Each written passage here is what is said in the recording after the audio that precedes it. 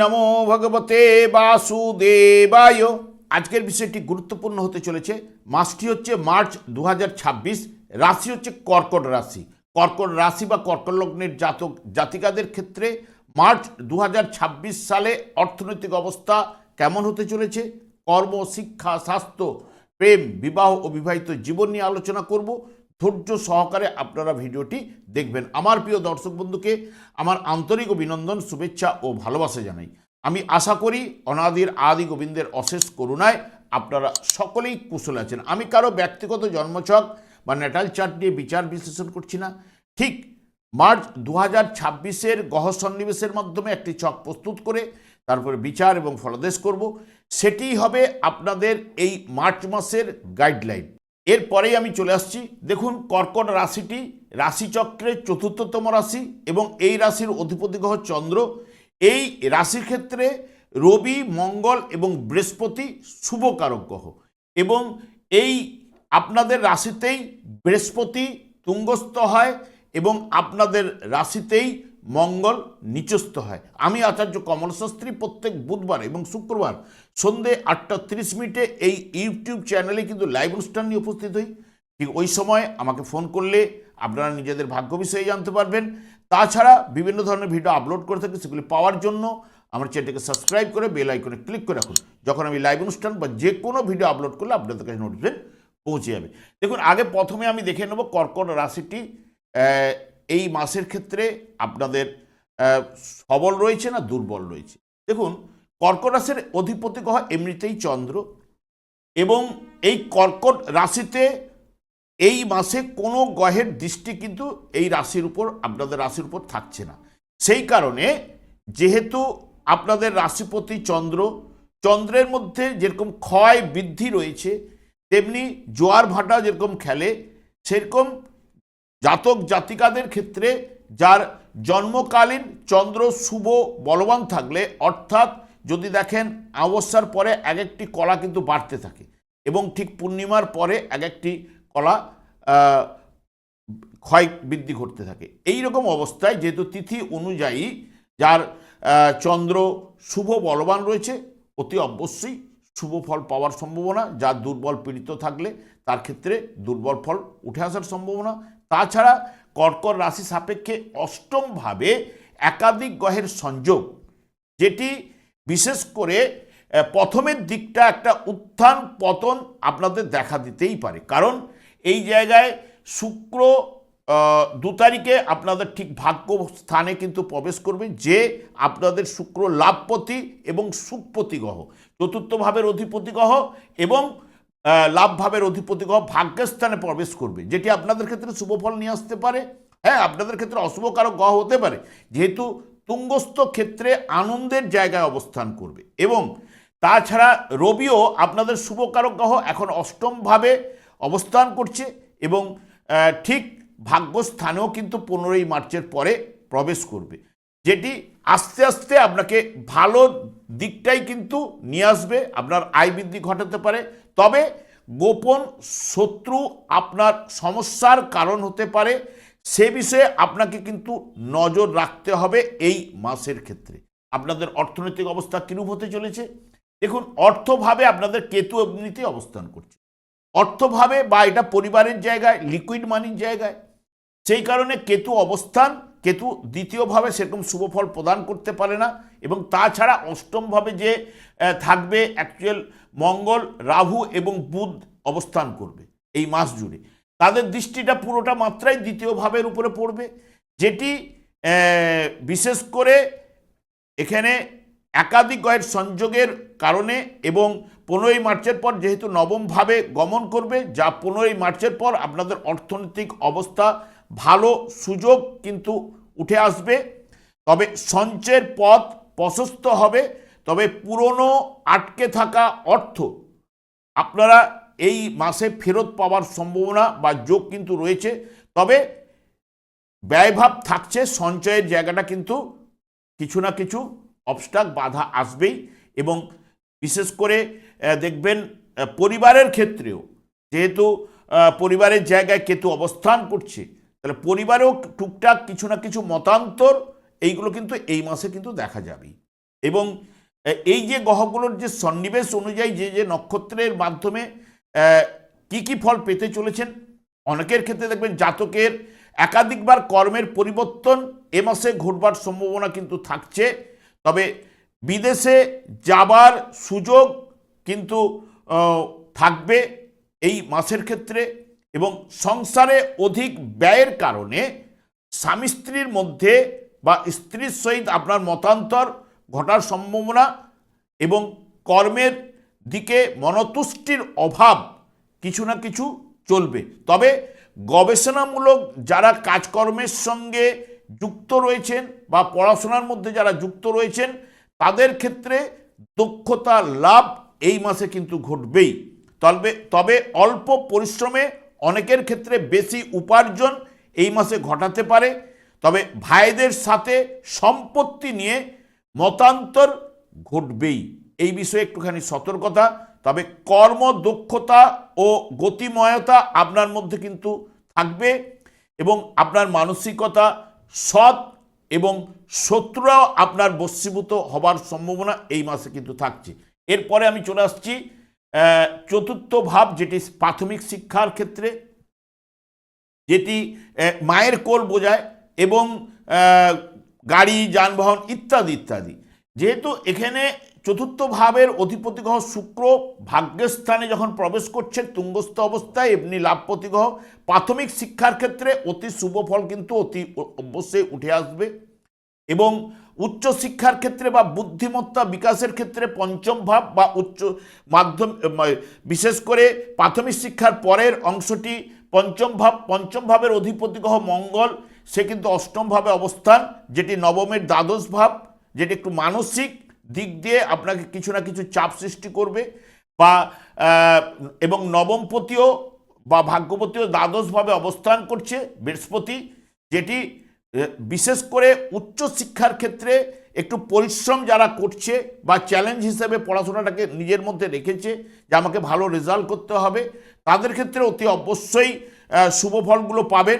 এবং যারা বিশেষ করে বাইরের দিকে পড়াশোনা করছেন, হোস্টেলে পড়াশোনা করছেন বা বাড়ির বাইরে যারা পড়াশোনা করছেন, তাদের ক্ষেত্রে কিছুটা সফলতা অতি অবশ্যই উঠে আসবে।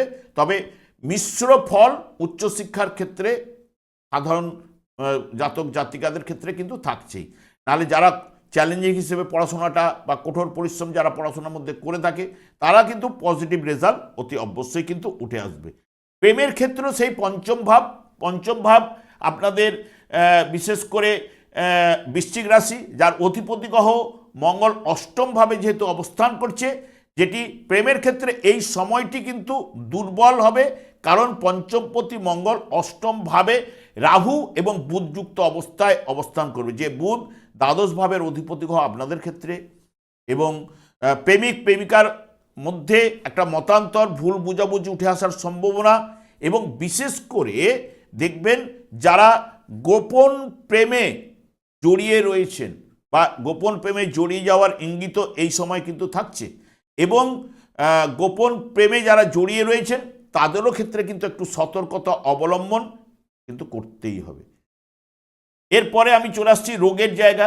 দেখুন, ষষ্ঠ ভাব যেটি নির্দেশ করছে ধনুরাশি, যার অধিপতি গ্রহ বৃহস্পতি, সে যেহেতু দ্বাদশভাবে অবস্থান করছে, বৃহস্পতি নৈসর্গিক শুভকারক গ্রহ, ষষ্ঠ ভাবের উপরে দৃষ্টি প্রদান করবে। এবং এই ষষ্ঠ ভাবের উপরে শনিদেবেরও দৃষ্টি কিন্তু থাকবে, যে লাভপতি গ্রহের সঙ্গে যুক্ত অবস্থায় এই ষষ্ঠ ভাবে দৃষ্টি দেবে।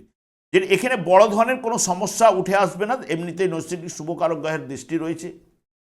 তার সঙ্গে সঙ্গে যেহেতু ঠান্ডা লাগার প্রবৃত্তি এটা কিন্তু উঠে আসতে পারে, পেটের সমস্যা উঠে আসতে পারে, তাই খাবার দাবারের প্রতি আপনাকে নজর এই মাসে রাখতে হবে। এবং সর্দি কাশি এইগুলো ভোগাতে পারে, হ্যাঁ, এবং হাঁটুর সমস্যায় অনেককে কিন্তু ভোগাতে পারে, বাতের কোনো কারণে বা অ্যালার্জি কোনো গ্রুপের কারণে কিছু ভুগতে পারেন। তবে বড় ধরনের কোনো সমস্যা এই মাসে কিন্তু থাকছে না। এরপরে আমি চলে আসছি বিবাহের জায়গায়। দেখুন, বিবাহের যোগ আপনাদের এই মাসে কিন্তু থাকছে না, যেহেতু সপ্তম ভাবের অধিপতি গ্রহ নবম স্থানে অবস্থান করছে, নিজের নক্ষত্রে রয়েছে, যেটি বিয়ের যোগটা এ মাসে না করাই ভালো।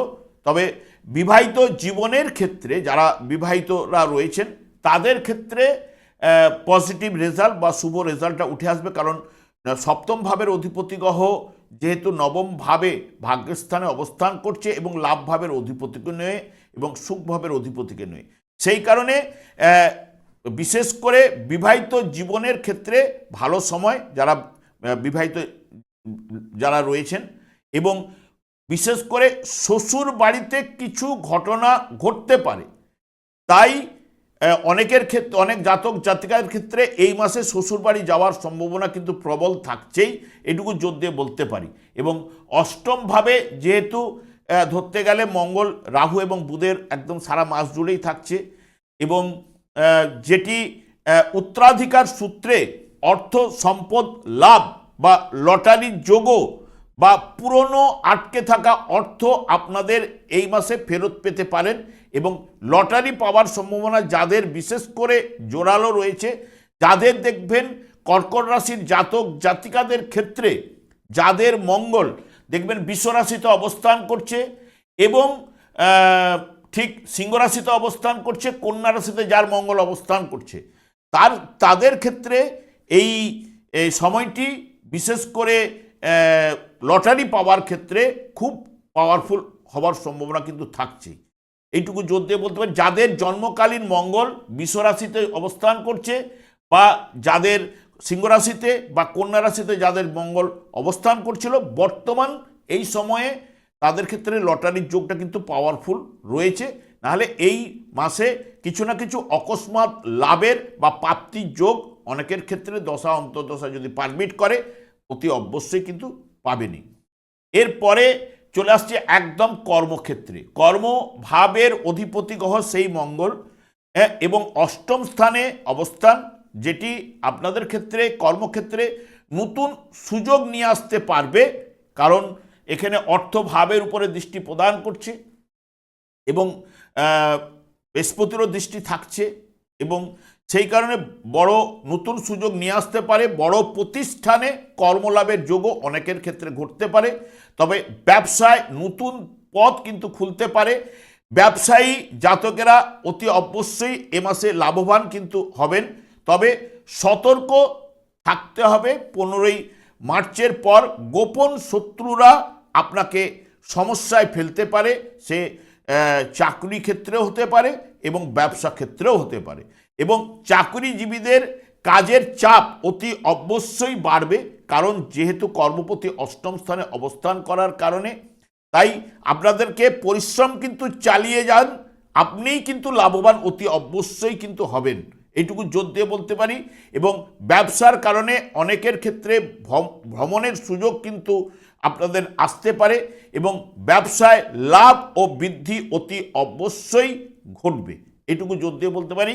কারণ মঙ্গল এখানে যে নক্ষত্রের মাধ্যমে পাস করবে, সে যেহেতু অর্থ ভাবের উপরে মঙ্গলের দৃষ্টি থাকছে, যেহেতু আপনাদের শুভকারক গ্রহ, পঞ্চম ভাবের অধিপতি গ্রহ, সেই কারণে শুভ ফল কিছু না কিছু প্রদান করবে। একটু বাধা বিঘ্ন তো উপস্থিত হবে, সব জিনিসেই বাধা বিঘ্ন কিন্তু থাকেই, কারণ এটি যেহেতু কলিযুগ চলছে, বাধা বিঘ্ন সবাইকেই কিন্তু নিয়েই চলতে হবে।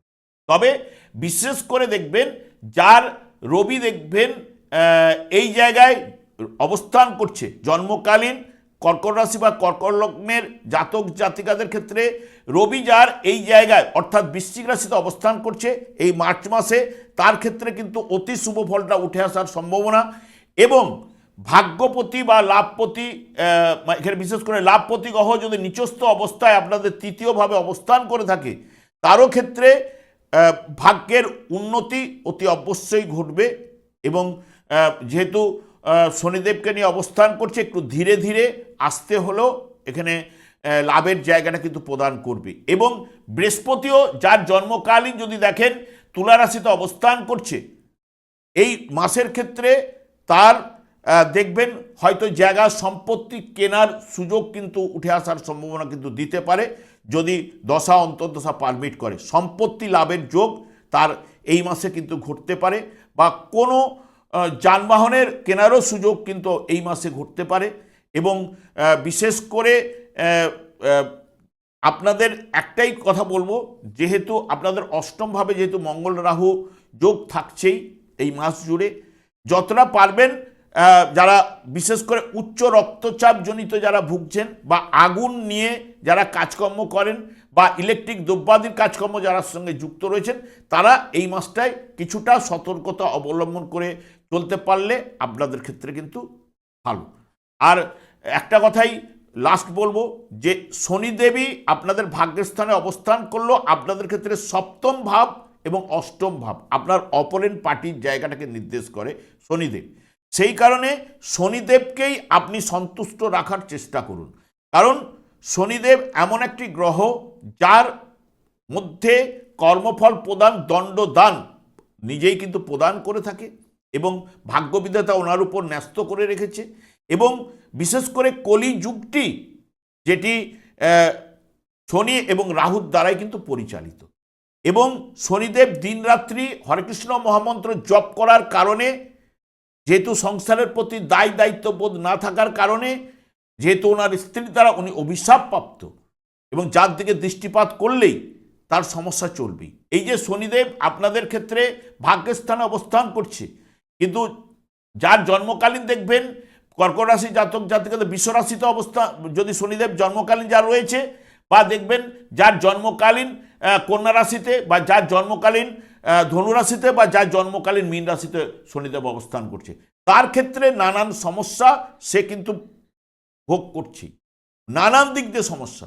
সেই কারণে শনিদেবকেই সন্তুষ্ট করতে পারলে, যেমন কলিযুগের যুগধর্ম হচ্ছে হরেকৃষ্ণ মহামন্ত্র, এই নাম জপ করলে শুধু শনিদেব একাই সন্তুষ্ট হবেন না, সব গ্রহগুলোই কিন্তু সন্তুষ্ট হয়ে আপনাকে শুভ ফল কিন্তু প্রদান করবার জায়গা কিন্তু নিয়ে আসবে, এবং আপনার জীবনটাও দেখবেন আস্তে আস্তে করে বদলে যাবে। এবং সেই কারণেই আমি শনিদেবকেই সন্তুষ্ট রাখার কথা বলি।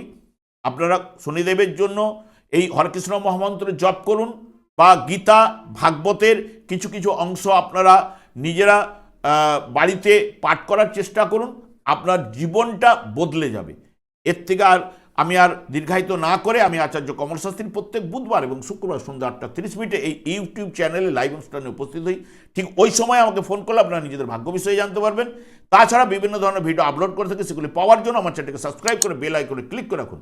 যখন আমি লাইভ অনুষ্ঠান বা যে কোনো ভিডিও আপলোড করলে আপনাদের নোটিফিকেশন পৌঁছে যাবে। আমি অনাদিরাদি গোবিন্দের কাছে প্রার্থনা করি আপনারা ভালো থাকুন, সুস্থ থাকুন, আনন্দে থাকুন। আজ এই পর্যন্ত, পরে ভিডিও দেখা হচ্ছে। নমস্কার।